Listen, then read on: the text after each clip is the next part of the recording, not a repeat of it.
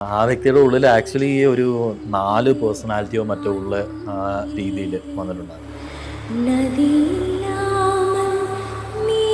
Paranormal factor ഉണ്ടോ? അതിനെ address ചെയ്ത് പോയപ്പോഴത്തേക്കും it was because of an accident. അപ്പം അതിനകത്ത് ആത്മാവിൻ്റെ സാന്നിധ്യം എന്ന് പറയാൻ ആ കുട്ടി മരിച്ചു പോവുകയും ഈവൻ എനിക്കാണെന്നുണ്ടെങ്കിലും ആ സെഷൻ ഓർക്കുമ്പോൾ തന്നെ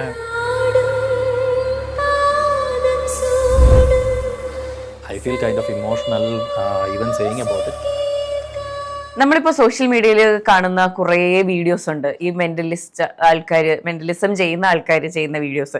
കൈ പിടിക്കുന്നു, ഇങ്ങനെ ആക്കുന്നു, നമ്മളിങ്ങനെ വീഴുന്നു, എന്നിട്ട് എണീക്കുന്നു, നമ്മൾ ചിലപ്പോൾ മരിച്ചുപോയവരെ കാണുന്നു, അല്ലെങ്കിൽ അങ്ങനത്തെ മറന്നു പോകുന്നു, അങ്ങനത്തെ കുറച്ച് കാര്യങ്ങൾ. ഇത് ശരിക്കും റിയൽ ആണോ? ഇങ്ങനെ ആക്കുമ്പോൾ ഇങ്ങനെ വീഴുന്ന സാധനം റിയൽ ആണോ? റിയൽ ആണ്, പക്ഷേ അത് മൊത്തത്തിൽ കാണുന്നില്ല എന്നുള്ളതാണ് അതിൻ്റെ ഒരു റിയാലിറ്റി. ഓക്കെ. ഇങ്ങനെ ക്ലിക്ക് ചെയ്യുന്നതിന് മുന്നേ കുറേ പ്രോസസ്സ് അതിനകത്ത് ഉണ്ട്. കുറേ വേർഡ്സ് അവർ യൂസ് ചെയ്യുന്നുണ്ട്.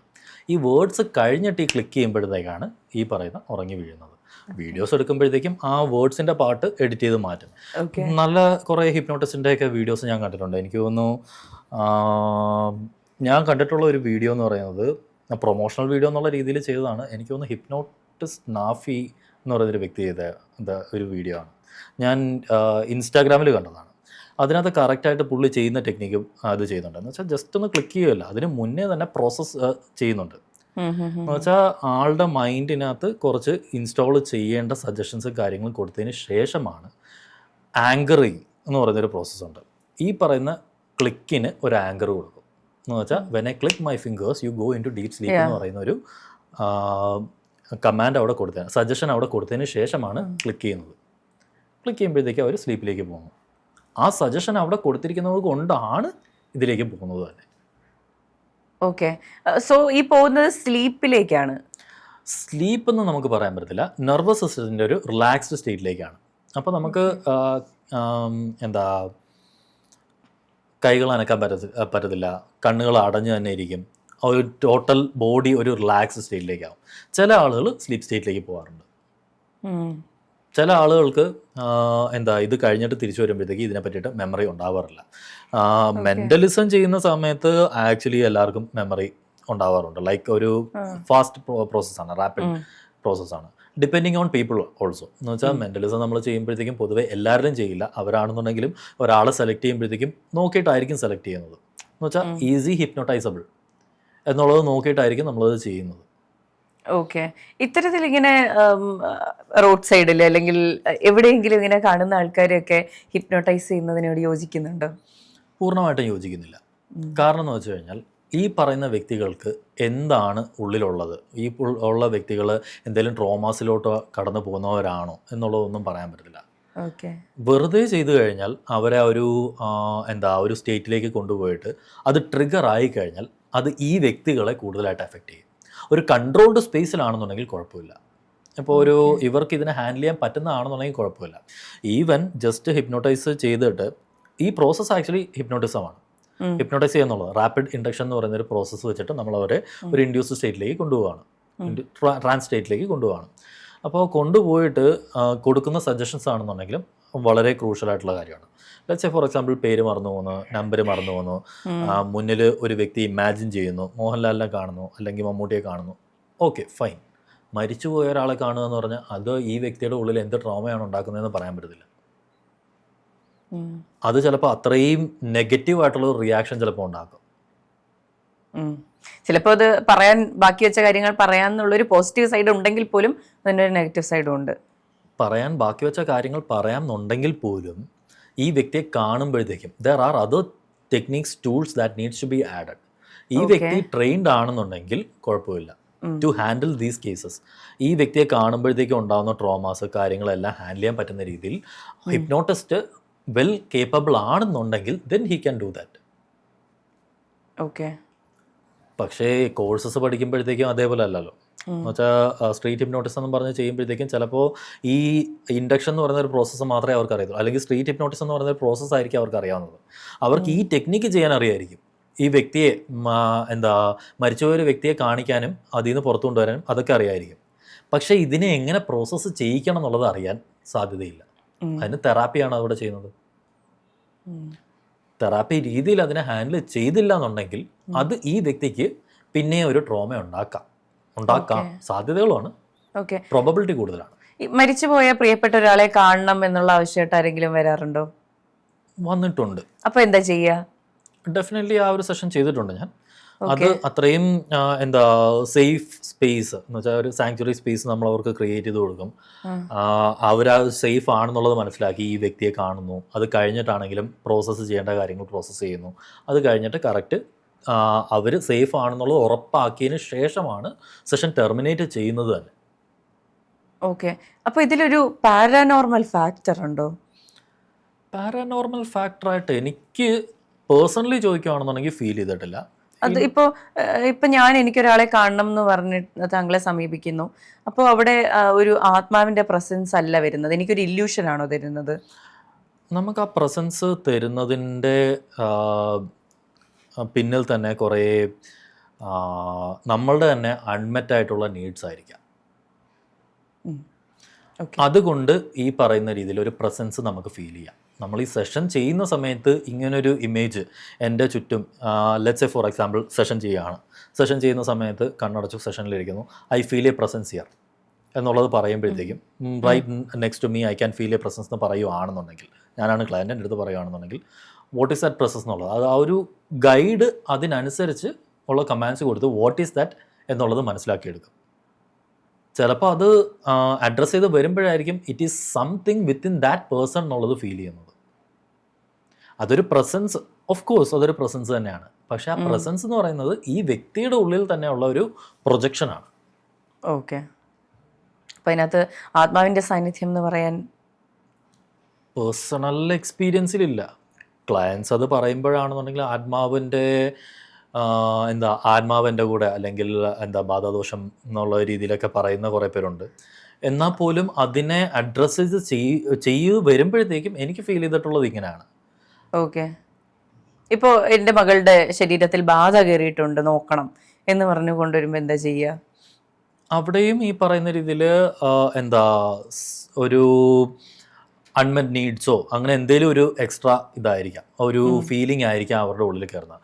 ഒരു extra what do you say it, personality disorder, multiple personality disorder എന്നൊക്കെ ഉള്ള രീതിയിൽ പറയാൻ പറ്റുന്ന ആ ഒരു രീതിയിലുള്ള ഒരു ഇതായിരിക്കും. ഒരാളുടെ പേഴ്സണാലിറ്റി തന്നെ രണ്ട് രീതിയിൽ സ്പ്ലിറ്റായി വരുന്ന ഒരു പ്രകൃതം. Actually I have an experience regarding that. ആ വ്യക്തിയുടെ ഉള്ളിൽ ആക്ച്വലി ഒരു 4 പേഴ്സണാലിറ്റിയോ മറ്റോ ഉള്ള രീതിയിൽ വന്നിട്ടുണ്ടായിരുന്നു.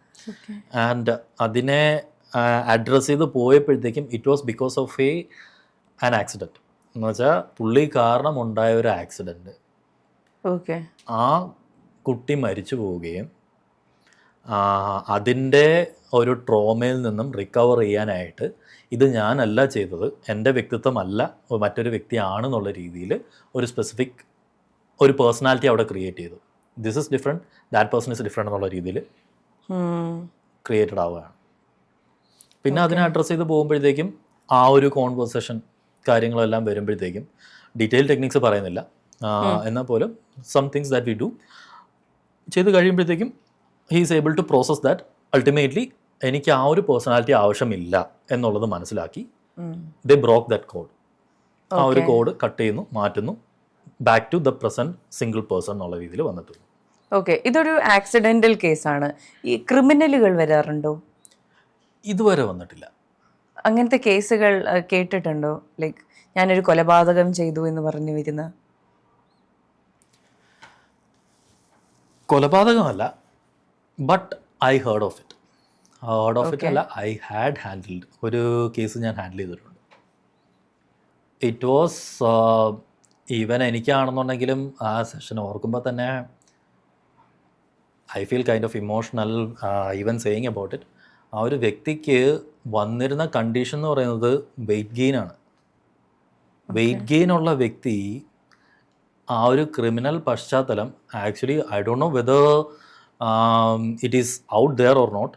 ജുറിസ്ഡിക്ഷൻ വ്യത്യാസമാണ്, കൺട്രി വ്യത്യാസമാണ്, ടോട്ടലി വ്യത്യാസമായതുകൊണ്ട് തന്നെ this person actually raped someone when they were very young. Okay. അതൊരു അത്രയും സ്മോളർ ഏജിലുള്ള ഒരു വളരെ സ്മോൾ ഏജിൽ ആയിരുന്ന കാലഘട്ടത്തിൽ ഈ വ്യക്തി I think he was around 12 or 13 when he raped another person. Okay.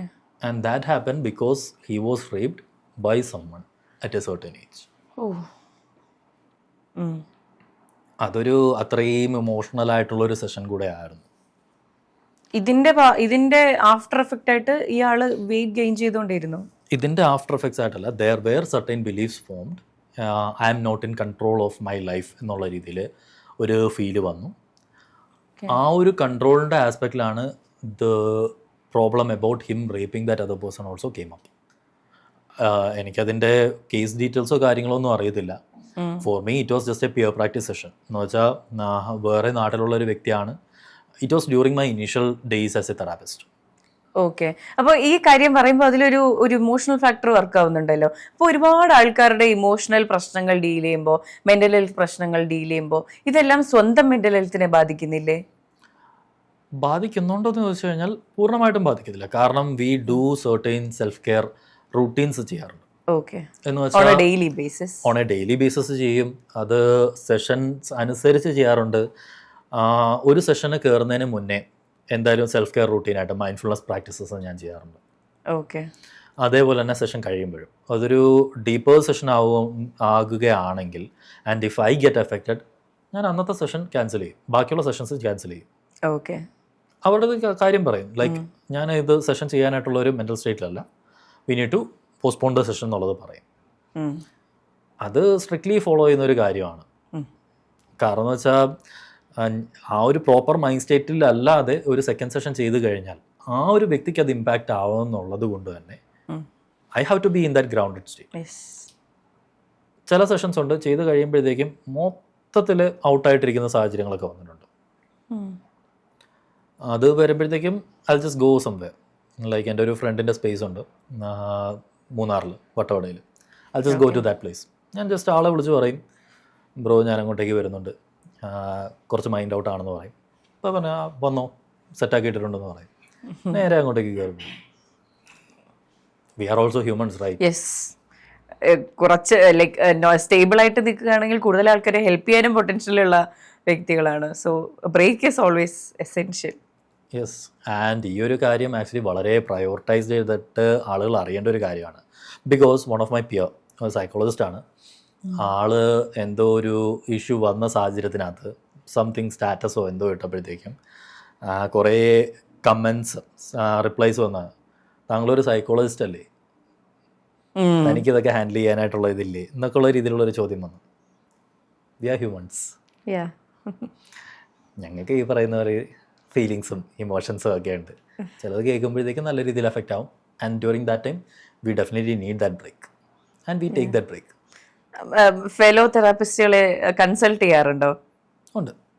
ഞങ്ങൾ അങ്ങോട്ട് ഈവൻ ഞാനാണെങ്കിലും കൺസൾട്ട് ചെയ്തിട്ടുണ്ട്. എന്ന് വെച്ചാൽ അത്രയും ഡൗൺ ആയിട്ടിരിക്കുന്ന സാഹചര്യത്തിൽ ഞാൻ എൻ്റെ ഫെലോ തെറാപ്പിസ്റ്റിനോട് വിളിച്ച് പറയും, എനിക്കിപ്പോൾ ഒരു സെഷൻ വേണം. അങ്ങോട്ടും ഇങ്ങോട്ടുള്ള ഒരു കോൺടാക്റ്റ് ആയതുകൊണ്ട് തന്നെ കുഴപ്പമില്ല. പറയാം, അത്രയും ഡീപ്പ് ഇമ്പാക്റ്റ് ഉള്ളത് അവരാണെന്നുണ്ടെങ്കിലും അവർക്ക് എന്തെങ്കിലും എന്താ ചോദിക്കാനുണ്ടെങ്കിലോ അല്ലെങ്കിൽ സെഷൻസ് വേണ്ടി വരുന്ന സാഹചര്യത്തിലോ ഇതേപോലെ അപ്രോച്ച്. ഓക്കെ. അങ്ങനെ ഒരു കൂട്ടായ്മ ഉണ്ടെങ്കിലല്ലേ ജീവിച്ച് പോകാൻ പറ്റത്തുള്ളൂ. Specifically being in A field like this. അത് ഈ ഫീൽഡ് മാത്രമല്ല, എല്ലാ ഫീൽഡിലും ഒരു കമ്മ്യൂണിറ്റി, ആ ഒരു കൂട്ടായ്മയാണ് നമ്മളെ മുന്നോട്ടേക്ക് പോകാനായിട്ടുള്ളൊരു പ്രചോദനം തരുന്നത്.